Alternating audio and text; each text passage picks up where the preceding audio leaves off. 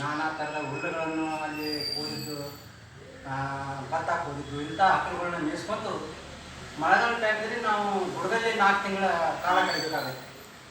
ಅಲ್ಲಿ ನಾನಾ ಥರದ ತಪ್ಪಲುಗಳು ಮೊದಲು ತಿಂದು ಭಾಳ ಆರೋಗ್ಯದಿಂದ ನಮಗೂ ಕೂಡ ಮತ್ತು ಅವಕ್ಕೆ ಜೀವನಕ್ಕೆ ಬರುವಂಥ ಶಕ್ತಿ ತಪ್ಪಲನೇ ಇತ್ತು. ಅವು ತಪ್ಪಲುಗಳು ರಗತ್ ಬಣ್ಣಿ ಮತ್ತು ಸಾಪಾನಿ ಇದು ನಮ್ಮ ಹತ್ತಿರಿಕೆ ಇಂಥವೆಲ್ಲ ಅಲ್ಲಿ ಭಾಳ ಹುಲ್ಲನ್ನು ಚೆನ್ನಾಗಿ ಹೋಗಿರುತ್ತೆ. ಯಾಕಂದರೆ ಅದು ಕೆಮಿಕಲ್ ಇದ್ದಿದ್ದಿಲ್ಲ. ಆ ಥರ ತಪ್ಪಲುಗಳನ್ನು ಅಲ್ಲಿ ತಿಂದು ಬದುಕ್ತಿದ್ವು. ಅವಾಗ ನಾವು ಅಲ್ಲಿ ಡಕ್ಕಣಿಯನ್ನು ಉಳಿಸಬೇಕಂತೇಳಿ ನಾವು ಈಗ ವಿಚಾರ ಮಾಡಿದಾಗ ಡಕ್ಕಣಿನೇ ಈಗ ಎಲ್ಲರೂ ಈ ಉಣ್ಣೆ ಬದುಕನ್ನೇ ಯಾರು ಉಣ್ಣೆ ತಗೋವಾರ ಅಂತ ಹೇಳಿ ಈ ಕುರುಗಳನ್ನ ಕಮ್ಮಿ ಮಾಡ್ತಿದ್ದಾರೆ. ಅದಕ್ಕಾಗಿ ನಾವು ಎಲ್ಲರಿಗೆ ತಿಳಿಸಿ ಈ ಉಣ್ಣಿಯಿಂದ ಏನೈತಿ, ಏನು ಬದುಕು ನಮ್ಮದು, ಈ ಉಣ್ಣಿಂದ ನಮ್ಮದು ಹಾಸ್ಕೊಳ್ಳೋಕ್ಕೆ ಹೊತ್ಕೊಳ್ಳೋಕ್ಕೆ ಈ ಆರೋಗ್ಯ ಎಷ್ಟೋ ಮಳೆಗಾಲದಲ್ಲಿ ನಾವು ಕಂಬಳಿ ಹೊತ್ಕೊಂಡು ನಿಂತರೆ ಒಂದೇ ಪದರ ತೊಯ್ತಿತ್ತು, ಆದರೂ ಮಳೆ ಒಳಗೆ ಬರ್ತಿದ್ದಿಲ್ಲ. ಆ ಥರ ಇದು ನಮ್ಮದು ನೈಸರ್ಗಿಕ ಬಂದಂಥ ಡಕ್ಕಣಿಯ ಕುರಿ. ಈ ತಳಿ ಉಳಿದ್ರೆ ನಾವು ಕಸಬಿಟ್ಟಿದ್ದು ಪರಂಪರ ಬಂದಿದ್ದ ಕಸಬು. ಇದಕ್ಕೆ ಮೊದಲು ದೊಡ್ಡ ರೋಗ ಬರ್ತಿದ್ದಿಲ್ಲ.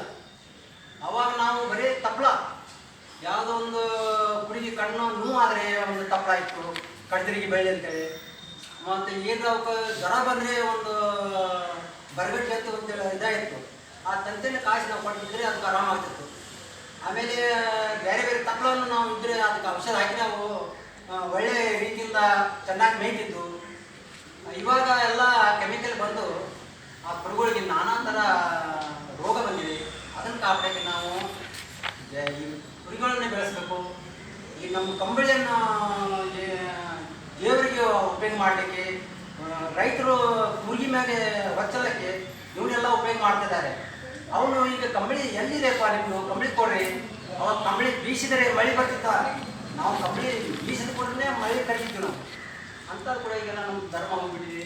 ಅದನ್ನು ನಾವು ಉಳಿಸ್ಬೇಕಾದ್ರೆ ಈ ಡಕ್ಕಣಿ ಕುರಿಯನ್ನು ನಾವು ಎಲ್ಲೆಲ್ಲಿ ನಾವು ಬೆಳೆಸಬೇಕಾಗಿದೆ ಅದನ್ನು ಬೆಳೆಸ್ಕೊಂಡು, ಆದರೆ ನಮ್ಮ ಕಸಬತಿ ಮತ್ತು ನಮ್ಮ ರೈತರು ಕೂಡ ಒಳ್ಳೆಯ ಹೊಲಗಳಲ್ಲಿ ಗೊಬ್ಬರದ ಪೀಕನ್ನು ತೆಗಿಬೋದು ಅಂತೇಳಿ ನಾನು ಯಾರು ಮಾತನ್ನು ಹೇಳಿ ಎಲ್ಲರಿಗೂ ಧನ್ಯವಾದ.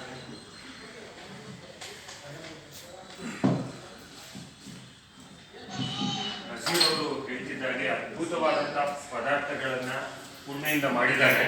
ಕೇವಲ ಕಂಬಳಿ ಅಲ್ಲ, ನೀವು ಆ ಕಾರ್ಯಕ್ರಮಕ್ಕೆ ಬರಬೇಕು. ಭಾಳಷ್ಟು ಜನಕ್ಕೆ ನಾವು ಫೋಟೋಗಳನ್ನ ಶೇರ್ ಮಾಡಿದ್ದೀವಿ.